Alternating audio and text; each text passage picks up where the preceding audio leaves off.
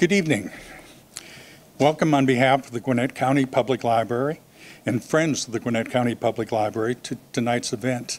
One housekeeping item, if you would please silence your phones if you haven't already. My name is Merwin Chambers. I'm treasurer of the Friends of the Gwinnett County Public Library. If you're not a current member, we'd love to have you join us. Refreshments tonight are provided by the library. Vanessa Riley's books are available for sale and signing, courtesy of our independent bookstore partner, Eagle Eye Bookshop. We thank Eagle Eye for their support of our programs and encourage you to support them by purchasing a book from them. Tonight's silent auction benefits the Friends of the Gwinnett County Public Library. The proceeds are used to support the library, programs like the one tonight. Successful bidders will be announced at the end of tonight's program. The winner of the door prize that you signed up for when you came in will also be announced at the end of the program. This program is being filmed, and if you'd like to watch it again, you can visit the library's YouTube channel, and it'll be out there within a week or two. Vanessa Riley is an award-winning author of Island Queen. Riley's historical novels showcase hidden histories of Black women and women of color, emphasizing strong sisterhoods and dazzling multicultural communities. Her works encompass historical fiction, historical romance, and historical mystery. Her books have been reviewed by the African Americans on the Move Book Club, known as AAMBC, the Washington Post, Entertainment Weekly, NPR, Publishers Weekly, and the New York Times. Vanessa has received starred reviews from Publishers Weekly and Booklist. Vanessa holds a doctorate in mechanical engineering and a Master of Science in Industrial Engineering and Engineering Management from Stanford University.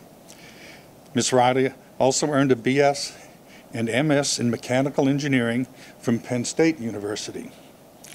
Her latest releases are Island Queen, historical fiction, it's a super book, and Earl, the Girl, and a Toddler, an historical romance, and The Lady and a Baby, also a historical romance. Vanessa's newest release is Sister, Mother, Warrior. Please join me in welcoming Vanessa Riley.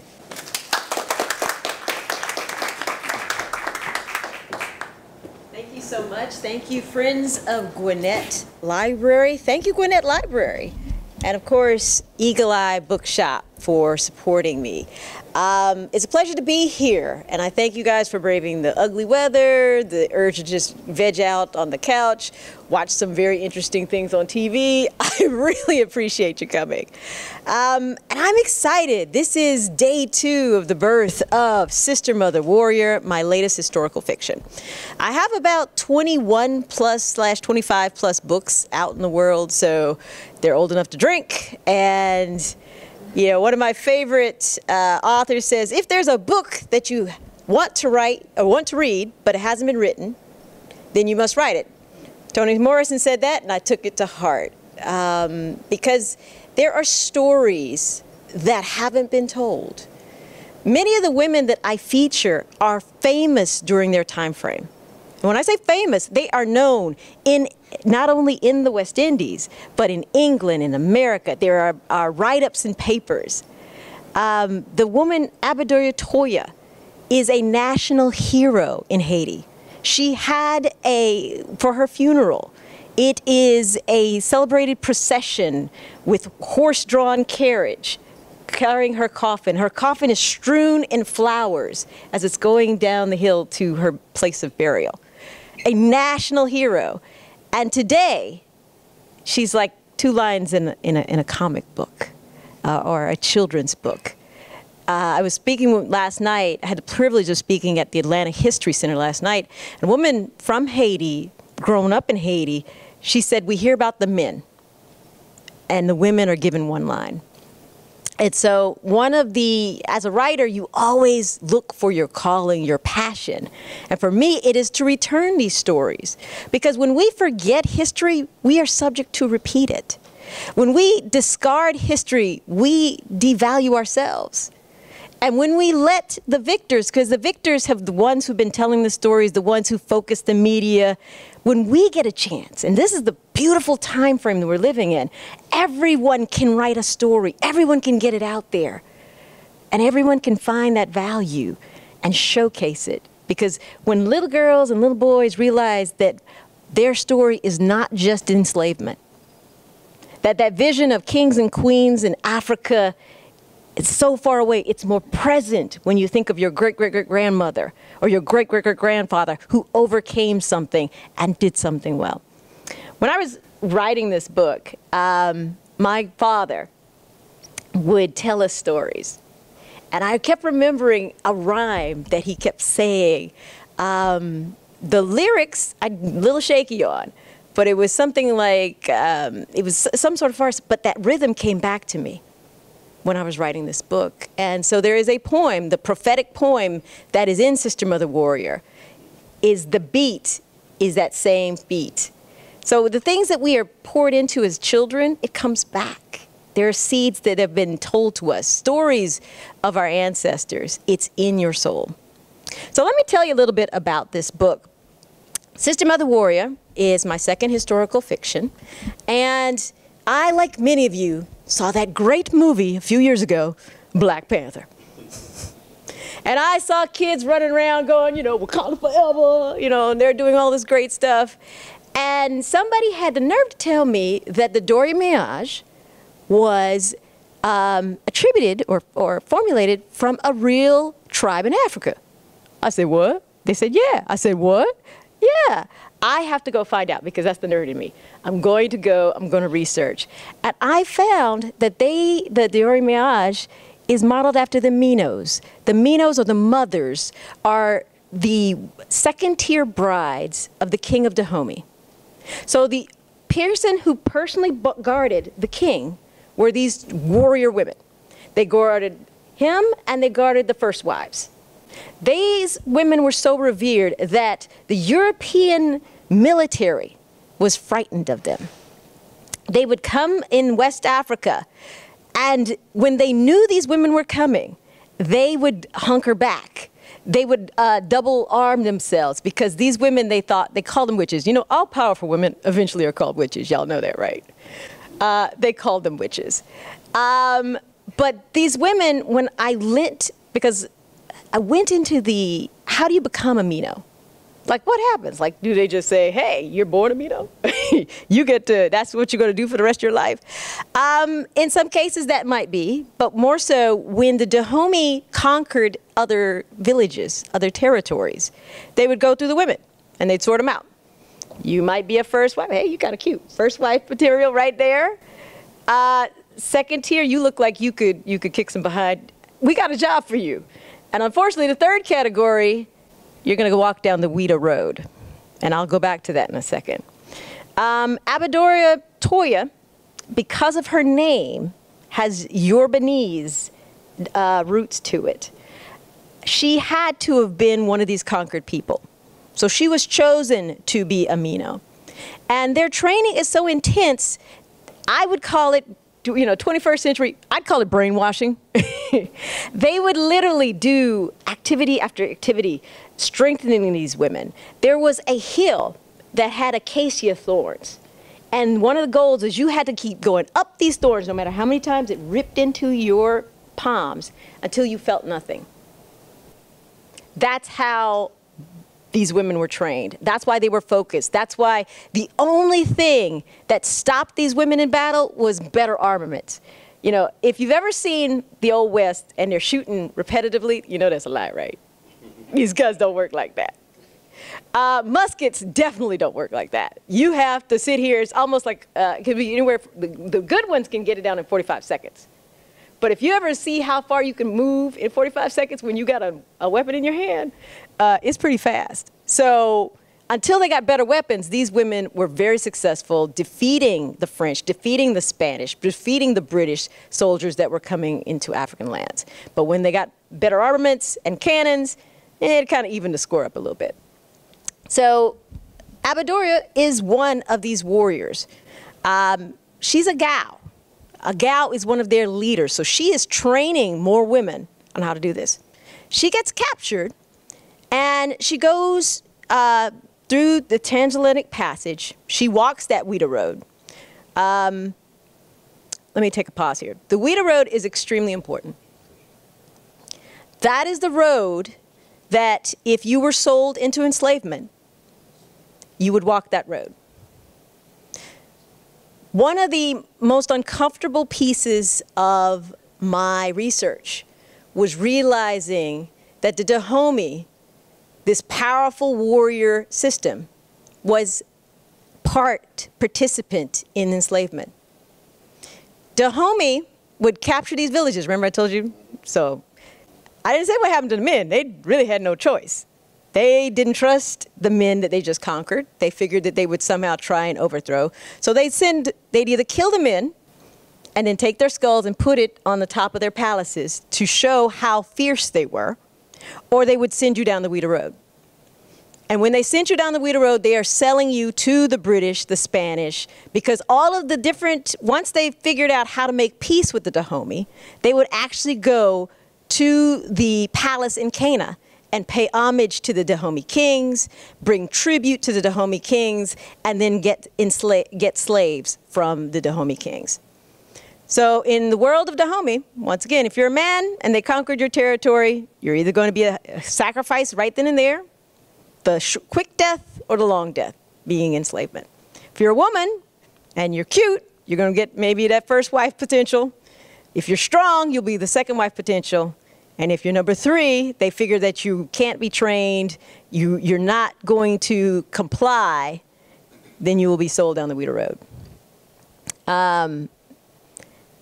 There is a television show or Netflix series called High on the Hog. In episode 1, the host actually goes to West Ghana, and he's talking about the rice and all these different products that are coming back. But he actually walks that road. By the time he gets to the gate, he breaks down and cries. And I had just written that scene when I broke down and cried because I felt it. I do a lot of research in these books. I try and find first narratives. I research the actual I have maps, so I know the extent of the Ouida Road and how long it's going to take you on foot. And your thoughts that must be in your head as you are walking this road, knowing, they had heard rumors of what's going to happen. They just don't know. This is the end to them. They don't know if they're going to be drowned in the sea or if they're going to be transported someplace. The rumors the rumors of how hard and brutal are coming back. But they know they were not chosen. When you go on that Ouida Road, you're not chosen to be a member of the Dahomey tribe. You're being sold. So that's a piece we have to reconcile. But you go, she gets up, she's through the transport, she gets to Santo Domingue. Now, for those who don't know, Santo Domingue, which is present-day Haiti, was the pearl of the Antilles. Adam Smith, the great economist, talks about how wealthy this colony is.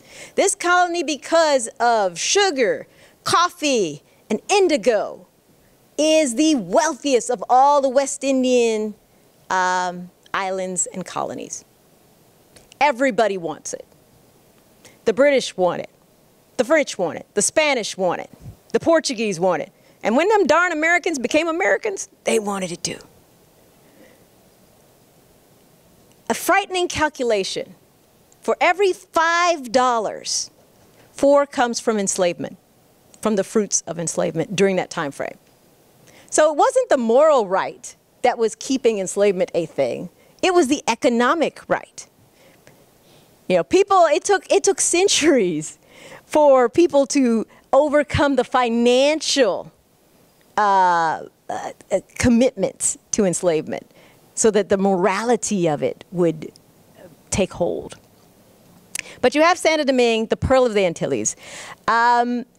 It is getting the most slaves. One, because it's the natural current path.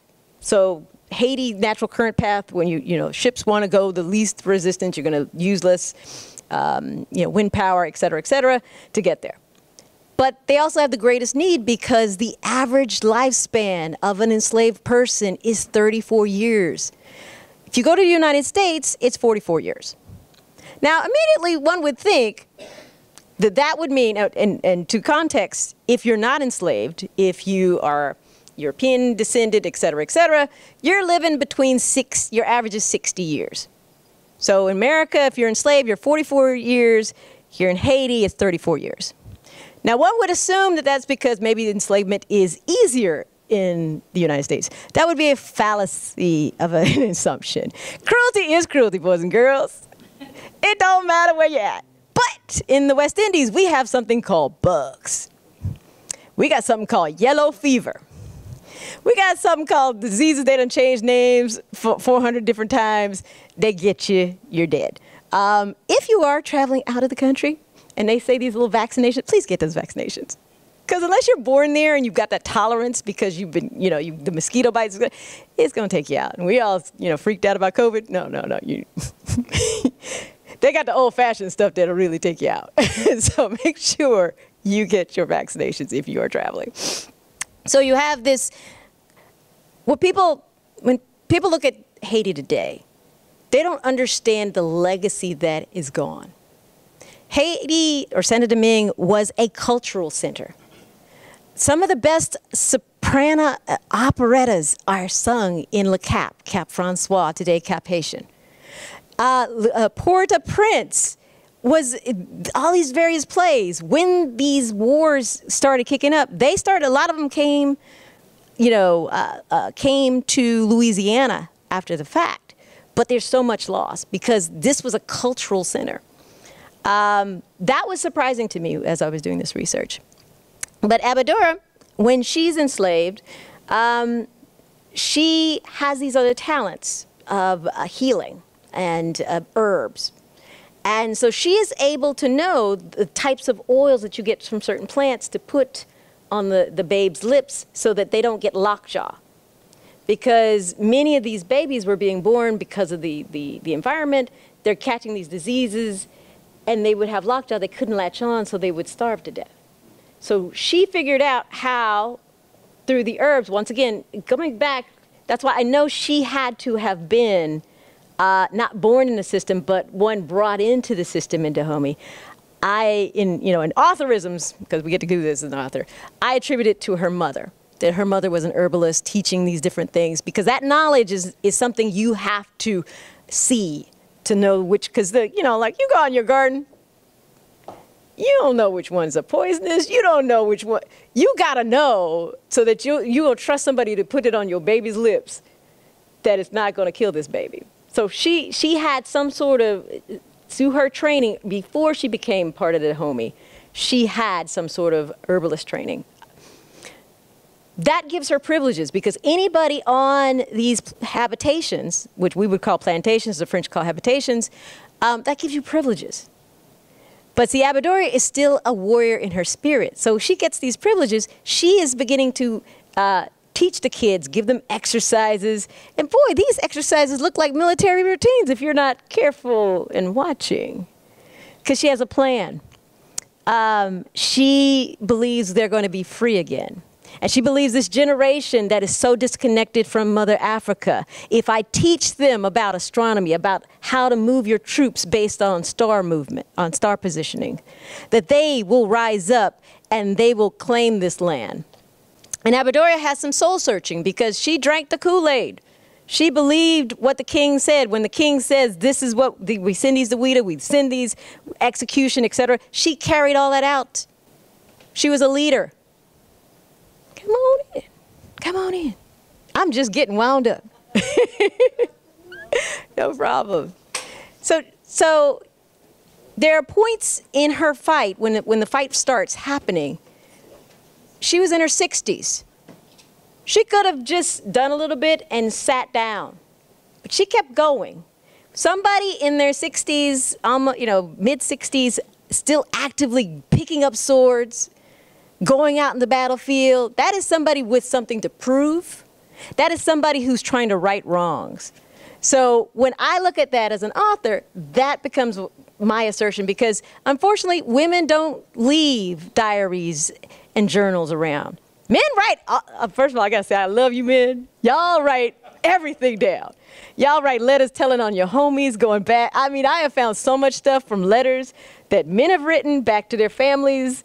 It's amazing. It's books in itself. I get a lot of my romance ideas from these letters. Women, we got to do better. We are very lucky to have Anne Frank's diary, because we were able to understand what she was going through during the Holocaust. Women, it's very seldom. So what we have to do is we have to do anecdotal research. We've got to look at the folk tales. We have to listen to the songs, because a lot of the oral tradition is history that hasn't been written down.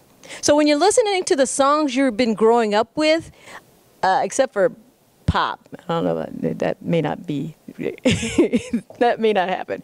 But when you listen to the songs that your parents, your grandparents are passing down, some of that is oral history. Some of that is the things that have happened to your family. Some of that is the things that have happened to your people. And you have to pay attention. So I love going back and looking at those types of things.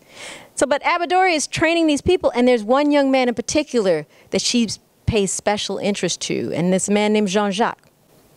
Jean-Jacques Dessalines is regarded as one of the military geniuses of the time. This man, born in enslavement, is able to lead the indigenous army, as it was called, because he called the Tainos from the mountain, the enslaved that are now free on the island, the free peoples. He gathers them all together, and they are able to defeat the French. The French right now, at that point in time, Napoleon is on a terror. He is taking over country after country, and many believe that if he was not stopped at Saint-Domingue, he would have been emboldened to keep going. This young man, Jean-Jacques Dessalines, was trained by Abadoria. So this man who comes from enslavement, who now knows how to position his troops as they go through the mountains, as he knows the best routes to choose, as he knows how to surround the enemy in blockade, he has learned that all from Abadoria. So when I found this woman, I had to write about her, because who could not, right? But then as I keep researching, as one often does, I find another incredible woman in Saint-Domingue, and her name is Mary Claire Bonaire. Now, unlike Jean-Jacques and Abadoria, Mary Claire was born free. She's never been enslaved.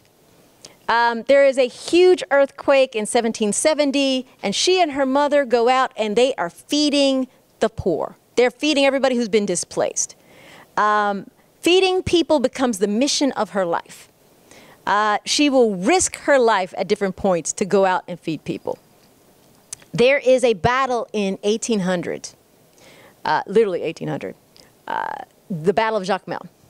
And Jacmel now has been surrounded on all sides by a blockade. So no food can come in, no people can come in, and the battle is horrendous. Mary Claire has now heard about this, because the doctor has been writing to where she lives saying they need medicine, they need supplies, anything, that people are eating the horses. When you eat your horse, you have no hope. Your horse was your transportation. Your horse was you're pulling plows, equipment. You eat your horse, you like, I'm done. Let's just kill the horse. That's it. So she knows how bad this starvation is going. So she leads a group of young women on a mule train. And all these young women are dressed in white, because she thinks if they dress in white on a mule train, that everybody will stop fighting. Now, first of all, that's some kind of faith. Because first of all, I'm not dressing in white on a mule. Mule are not clean animals. Dirt white is not going to stay white for long on mule trains. But I digress. Secondly, these people who are fighting, you don't know who on which side and if they have any respecter of life. And you're going to be on a mule train because you want to feed some people that aren't related to you. You want to go down there. I don't know. That's some kind of faith. But she does it, and she goes, and both sides stop fighting. She's binding up wounds on both sides, the French side, on the indigenous side. She is taking care of all of this. Personally, she is the first battlefield nurse. She predates Mary Seacole and Florence Nightingale because we're talking 1800, like 1800. But she is not credited for that. The man who, on the indigenous side, who stops one half of the fighting and has to climb up to a fort and yell out to the other side, "Hey, stop, we got some women I want to feed," is Jean-Jacques Dessalines. And some accounts say that's when they met, and they get married like months later. Hold up now. Y'all know that ain't right. Ain't nobody you gonna meet in the middle of a battlefield. You trying to feed people, you gonna just jump up and marry? No. When you go back and look at the record, they actually have a very long relationship. They knew they were born in the same year, in 1758, literally a few weeks apart. When you look at the mountains in the very last battle, if you just go a little further on those battles, you go exactly to where Mary Claire was going to school. I firmly believe they knew each other from then. And to me, that makes this one of the love stories we need to know about between Mary Claire and Jean-Jacques. They're, because of the war, because of the distance, because she is free and he is enslaved, there are so many things against this relationship. If they were to marry while he's enslaved, the children will be enslaved. They have to be free. He has to figure out how to be free. So there's so many different complications. But when you look at the extent of their relationship, and for this book, unfortunately, or fortunately, I had to do a lot of translation in French, like more than I accounted for. Because I'm a weed girl. I will go and find the weeds and all these sorts of things. There was a lot of translation in French and Creole. I prayed a lot during this time frame. But I wanted, if I had not, I would have missed some of the most beautiful nuggets. Matteo actually interviews Mary Claire 10 years after the freedom. So it's still fresh. And so she's able to give these little vignettes about Jean-Jacques. Like, he liked to dance. Who would have thunk it, right? Military genius. He liked to dance. He liked the drums. And these are those little moments that I was able to infuse into the book. So as I return these people, Mary Claire and Abadoya Toya, I just don't want to tell you a story of the wife of, the woman behind the man kind of books. And those are great books. I'm not saying that. I want to put you in their shoes or sandals. I want you to understand what they went through. Most people focus on just from 1791, the Great Awakening at Boys Common, and they go 1793, and then the big push in 1804 for independence, etc. It was started. It was 50 years before that. In 1758, this magical year when Jean-Jacques is born and Mary Claire, women have been standing up and saying, we don't want any more abuse. They have begun poisoning people on the habitations. They've been poisoning the Grand Blanc, which we would call massa here in the United States. It's Grand Blanc in the French system. The French, when you're studying the West Indies, you have to know who colonized the islands, because the British rules for being free are different than the French rules, which are different than the Spanish rules, which are different than the Portuguese rules. And the French were insidious in some of their rules, and it came back to bite them in various ways, because they had something called the Code Noir. Now, the Code Noir said that if you have a baby by your enslaver and he claims it, then you and the baby are free. Now, what would that do for women in that society who want to be free?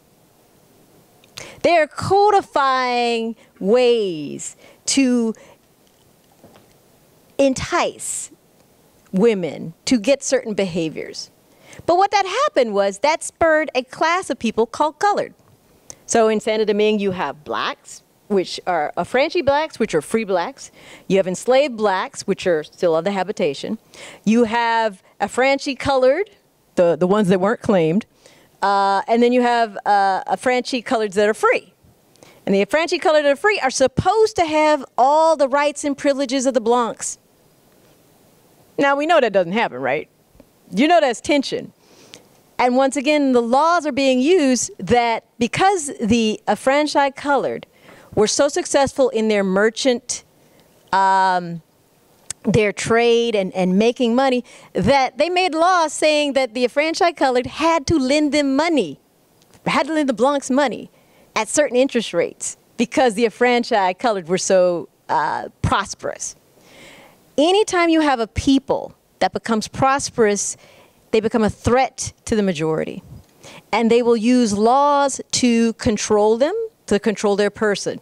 Now, I'm not saying it doesn't sound familiar to some of the things that are going on today, but this is why we have to understand history, because everything repeats itself. This book, I'm going to take you behind the scenes so you guys get to see women in action. I firmly believe that the Haitian Revolution was successful because women played an integral role. Of all the rebellions, every one of the colonies is rebelling. There's some in Demerara, which is present-day Guyana. If you buy Island Queen, you'll know all about it. There are rebellions happening in Jamaica. It's every colony is rebelling, but only Saint Domingue, present-day Haiti, is the only one that is successful.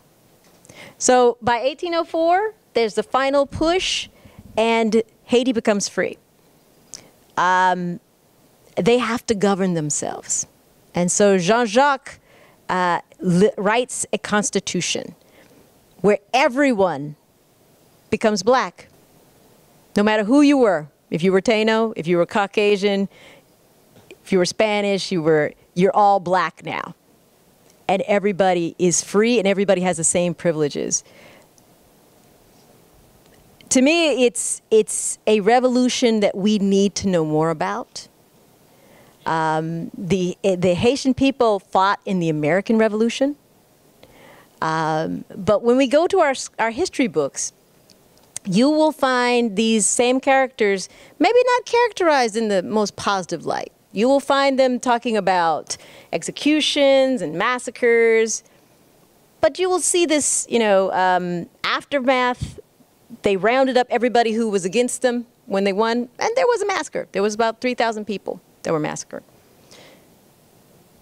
4 months prior to that, there was 10,000 blacks chained, hands behind the back, and thrown into the sea right off of Le Cap.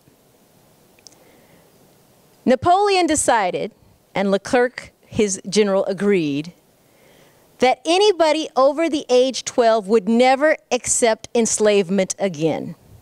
So they systematically began to kill them. The whole purpose was to kill everyone over age 12 and bring in a brand new set of slaves so that this rich economy, the Pearl of Antilles, would keep going.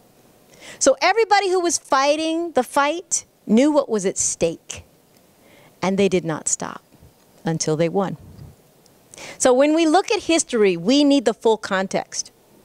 And the victors have told a story, and they've left out facts.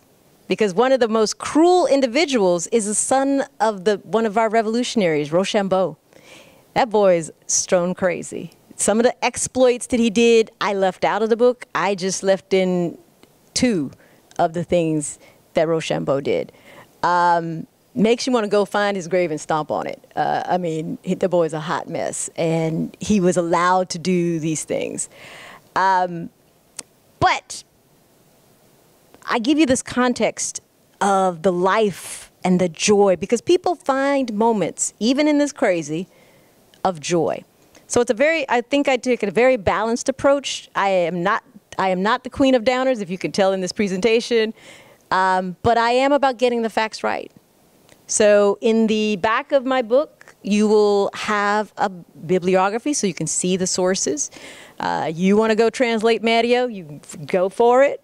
You know, it was not very great reading for several weeks on end, but it was the most informative things that you can get to. And I love this because we're living in a time, I started this talk, we're living in a time where the book, if it's not there, you get to write it. there are so many avenues. For my career, it's somewhat of a storied past. My first book was traditionally published, and then the browner my manuscripts got, the more difficult it was to find a house. They would, some of the greatest rejections in the world I got. Hey, we love her voice. You got anything else? Hey, this is a great story. We don't know how to market this. But when you have a gift, if you get no and you turn away, then it wasn't a gift. It was just a dream. And not a good one. You've got to keep going. So I kept going. I independently published like books 2 through 15 were independently published. And then you know what happened? Hey, Vanessa, we see what you're doing there. Would you like to publish with us? And I was like, who are you and how did you get my number?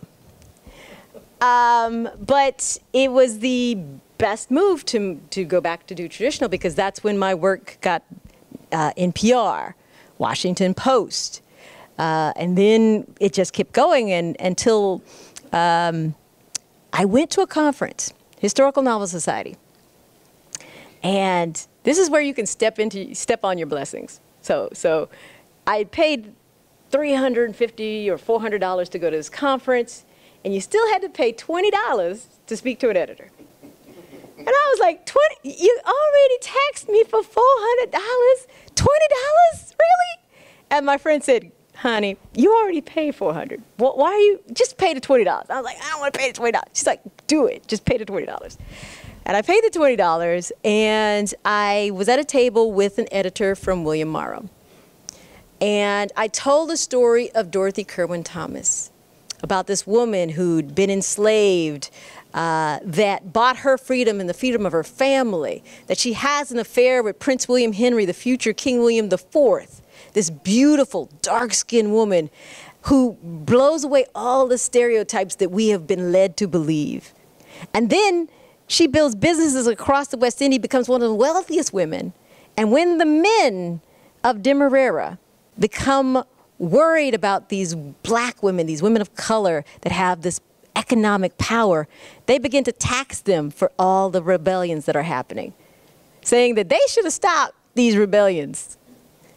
Yeah, like, okay, this is almost as bad as the women on the white and the mule. I'm sorry, I'm not. People want to rebel, I'll be like, y'all go for it. Past my doorstep, I'm not stopping y'all. But they wanted to tax them. So Dorothy paid the first tax, then she got on a boat, went from Demerara, which is below the equator, all the way up to London, forced a meeting with Lord Bathurst, the Secretary of Colony and War. He took the meeting because she showed up in a carriage, like an 8-horse carriage. The thing stretched the entire length of the street.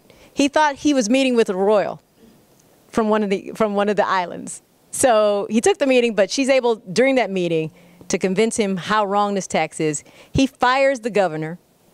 He abolishes the tax. Dorothy goes home, a hero, saving generational wealth for women of color, black women in Demerara. She brought that story to the table. And I almost missed my blessing because of $20. That book has now been reviewed by the New York Times, Entertainment Weekly. I mean, it's phenomenal. It has been optioned. It's my first book that's now optioned for a television series. Longboat Productions out of London. That's Victoria Fee, who worked with ITV, who's done Victoria and a few of those programs. And then her partner is Julianne Robinson. Y'all might have heard of this show called Bridgerton. Well, she's an executive director on Bridgerton. And then my wonderful narrator, Adjoa Ando, Lady Dansbury, is also an executive producer. So in the next 18 months, we shall hopefully be having conversations about the network and who we're going to get to act. And if y'all know anybody out there, this is going to be, get them act, make them read the book. It's going to be lit. What's your birthday? My first book that's been optioned. Okay. Which one? This one or this is the one? Island Queen. Island Queen. Island Queen, yes. People are reading this right now because there's a movie that's going to be coming out in September.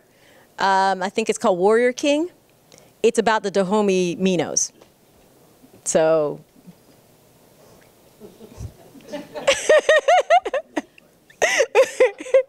we can only see. But I am blessed to be able to tell, you know, on a serious note, I'm very blessed to be able to tell these stories. Publishing is opening up in a way that it hasn't been. And they want stories, diverse stories, stories that right the history wrongs. Because they understand that they have not been telling all the stories. And when you guys show up at events like this, it shows them that we want to hear these stories, because that's what it comes about. Publishing is a business. They're not a charity. Remember that. They're not going to publish something that doesn't sell. They want to make money. And so by you guys being here, buying books, that shows them that we want to read these books and to make avenues. Because I don't ever want, I had conversations with Beverly Jenkins, and for a long time, Beverly Jenkins was it. Because, and the publisher would say, we got Beverly Jenkins, why do we need anybody else? I'm telling these stories in historical fiction. I don't want, well, we got Vanessa. We don't need nobody else. No, I'm opening this door, and it's one of the reasons I specifically put the bibliographies, because there's some other researcher who can get some nugget from what I've done and tell stories that I haven't found. Get out there. We need these stories. We need it represented. And so I think we will now open up to questions. I was going to thank you for sharing about Napoleon. I think some people don't understand that, of course, he was defeated, of course, in Haiti before he even went to Waterloo. And that's something that's not often talked about. I have seen people, I call them the Napoleon apologists, right? They say while he's in, I think it's Elba, there's an enslaved man who's working there, and he gives him a hat, and there's some sort. Dude, I don't care. He's out of power. That does not change what you tried to do to the world. Because had he succeeded in Saint-Domingue, he would have been emboldened in Russia. He might have gotten even smart saying, you know what, that weather thing's a thing. I maybe should pay attention to the weather before I go attack places. Because when France came, they came in the heat of summer, or the hot season, which is going to be problematic for the plagues of the yellow fever. So all the different things that could come together to help the Haitians win came together to help the Haitians win. But he stopped there. That hurts him. That hurts him diplomatically with the United States, because U.S. undercover was helping with some of the blockades. The British were helping with some of the blockades because everybody wanted to make sure France lost at that moment in time. So you have a point in time where the world is slightly on Haiti's side. And then things happen and it shifts. That's be my book next year. So that's, once again, we got to get these stories out here, because people want to give a pass because you did something nice near the end of your life. And that's great, that maybe you had a change of heart, but your record is still what it is. And people need to, that's why us telling these stories is so very important. Any other questions? And he will. Like I said, that's the first time I've heard about Haiti also. I just know about the nose job he gave the Sphinx. The what? The nose job Napoleon gave the Sphinx. Yeah. That and Waterloo. You were saying when, I can't remember the woman's name, in the story, the main character. Abador Toya. Abador, and she's the marriage to Jean-Jacques. Oh no, that's Mary Claire Bonheur. Mary Claire. Basically, he's not free. Well, And so and the question I guess I'm going on is, I know there was a practice of gaining freedom by basically becoming a free person who was going to marry them could basically gain the freedom by basically buying them. Am I misunderstanding the history? Am I missing something? I'm trying to imagine I'm trying to imagine how they're getting out of that system. If you don't want to, that's in the book, and I'll find out. yes. No. I'll be very clear. That's more of a British thing where in the British would go, there's manumissions, you would pay your manumissions and you can be free. That's how Dorothy gains her freedom. You can actually buy your freedom. In Jean-Jacques' case, he can set, Monsieur de Collis sets a price, so to speak. Whether he honors it or not, you'll find out in the book. But Jean-Jacques becomes part of the rebellion. So he's, when the whole island erupts, so you got the 1791, you have Boys Cayman happen, and the enslaved are on fire. They want their freedom, and they want it now. And now they realize, you know, it's not going to get any better. So they begin to attack the different plantations. They begin to attack the different cities. And the interesting thing is, Spain sees all this happening, and it's, you know, like, there's some pretty good fighters over there. Hey! Black people, if you fight for Spain, we will free every one of you, and we'll never have any more enslavement on this island. On this island alone, not any of our other colonies. We won't, that's the you know, the fine print. But in this island here, we're abolishing it. So the regiments actually joined the Spanish army, and so this is now their first formalized engagement. And Jean-Jacques. And he was the driver, ends up being the driver for a guy named Francis Louverture. We know him as Toussaint Louverture. That's bad. That's funny. Yes. So they're fighting for the Spanish, but the Spanish is like, wait a minute. These black folks, they fight real good, but now they're getting uppity. We got to do something. Let's arrest Toussaint's nephew to show a sign that, you know, even though you guys are winning this, we're still in control. So Toussaint says, okay. He gets his nephew free. And that night after Mass, he goes and defects to the French side. So now all the blacks are fighting on the French side at this moment in time. They change sides on this war of freedom a number of times. And it's always strategic because of who is saying you're going to free the people and keep them free and give us rights at these moments in time. And what often happens is the Spanish or the French use them to clear out the other folks and then renege, because the whole goal was just to get rid of everybody who's trying to get Haiti so that I can control Haiti, and then I'm going to reinstate enslavement. And it was to detriment. That's why Toussaint gets tricked, because he firmly believed that the French were going to honor their rights and that Napoleon would recognize him. He doesn't realize that Napoleon was telling his brother-in-law Leclerc, kill them all. Get him! But I digress. But yeah, it's one of the things I hope to achieve is to distill the shifting and to help you guys help it make sense, because it doesn't in a lot of contexts if you just grab bits and pieces here. But to me, that's why you have to go back to 1758 and then move forward, because then you see the shifts that are happening, the alliances that are happening and breaking, why they are pushed to a point where it's like, we fight or we die. I mean, literally, Jean-Jacques in one of the scenes in history, they're at the fort. All the enemy is coming at them, and he's ready to blow the fort up. If he's like, if anybody doesn't want to win, if you are ready to surrender, you leave now or I'm blowing up the fort. And everybody's like, that boy is crazy. So we're going to say we all going to fight. Yeah, we're fighting. We're going to fight. And they actually did fight.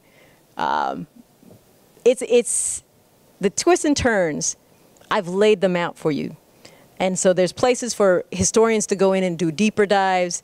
But I'm going to take you through an epic journey with people who strove to be more, strove to right wrongs, and to gain freedom for this very precious colony. I have a quick question. As an author, do you just have a lot of stories in your head and that you're thinking of what's the next book that I can write that will help share more history that is so kind of hidden behind the... Yes, and I can't tell people about it because they'll institutionalize you, that there's these voices running through your head. What happens is I collect stories. So as a writer, you will find things, right? And you'll just put it aside, and sooner or later, you'll have that moment where you'll do the research, and you will begin the stories. Because I found Abadoria first, But that's only one side of the story. And I was looking for something to balance it out, because the enslaved perspective versus the free perspective. And then there's the whole thing of colorism, which is huge. By telling Mary Claire's story, I was able to show you the causations and the effects of colorism in the story. Because Mary Claire's grandfather had to have been a Grand Blanc, because of how she is freed and because of the privileges that she and her mother have at a hospital that she's working for. And through that, I'm able to vary shades of her aunt and herself, as well as Mary Claire, to show you the colorism story. So as an author, you're absolutely right. I got a lot of stories running in my head, but I'm picking and choosing because I like mirrors. I want to show you what is going on from a political sense. The world is a lot smaller than we think. So people in Haiti knew what was going on in Cuba. They knew what was going on in America. They knew what was happening in Britain, etc. And so you've got to pull these stories together so that it makes sense in the context. And I'm extremely long-winded, and we might get kicked out any minute. You got pulled, right? We could stay. Well, okay. There's going to be another announcement 5 minutes before. Okay. For your writer of historical fiction, you've explained all of the research you do. If an event happened on a date, you have research, and that is the date. I've heard you explain this with Island Queen. Yes. But as a writer of historical fiction and not history, where do you know, how far can you take it, and when do you stop? Okay. For me, the dates are the dates. I cannot move those. I got friends who will move a couple battles. No. My dates are the dates. So if I find a date, it may suck wind, but that is the date. So I cannot move a battle. I cannot move a birth. I cannot move a death. The dates, and so that's the first thing I do. I always build a timeline. And so I have an extensive timeline from 1750 to 1830. Everything that has happened in the world that I know of at this moment in time is on that timeline. And then I overlay that with the person's birth date, death date, anywhere that I can find that they were through birth records, through purchase records, where were they? And then I look around and see what happened. Like I talk about this, which isn't in the book because the book was getting long, we had to cut it, the earthquake in 1770. I can't show you that, but I knew it was there, and I will not bend those. Now, where I will do is, the fiction part is the motivations. And so as a junior psychologist, we all play psychologists on TV. When I look at somebody like Abadoya, who had a lot of opportunities after she was freed in Santo Domingo to just sit back, but she keeps in the fight. She keeps leading troops. She keeps training people. Jean-Jacques has her he gives her the title of a corporal at one point. He has her at the table with Toussaint Louverture. At these big military generals are coming in, and you've got this old woman just sitting there, looking at what's going on. That tells me what kind of person she is, or at least the characteristics, and that's what I want to convey. So I do a lot of analysis, situational analysis, but the emotional arcs, that is me trying to make you feel the story. I have a good, based on the historical record, I understand. Like that, finding that whole venue that Jean-Jacques likes to dance and that he was a jokester gave me bits and pieces that I could infuse into conversations, into motivations. But those dates, man, I am set. And it has sucked wind a couple of times. It's like, if I only had a few more days, I could have done. No, I'm a stickler. And whenever you are breaking ground or returning stories that people don't know, people will question you intensely. And if I were to move dates, it would make whatever else I'm saying suspect. And that's not what I'm doing. I will leave that to someone else if they want to move some things around. And I have great friends who move things, and they'll fully admit it in their author's note. That's not me. I'm a stickler. I will give the timeline. This is the timeline. Okay. Any more questions? So you have all your... Yes. Okay. Yes. And they can order things I don't even have yet. So. All right. Thank you guys.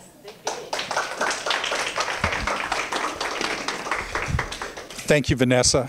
I think we're all glad that Vanessa decided to start writing historical novels and skip the engineering part. I encourage you to read Island Queen. It was a selection for Atlanta Reads Book Club in June. If you're not familiar with it, go out to the library's website and check out the Atlanta Reads Virtual Book Club. We've got some very interesting books coming up. If you came in late and didn't have a chance to check out the silent auction or have a chance to purchase your book yet, Vanessa will personalize them, autograph for you.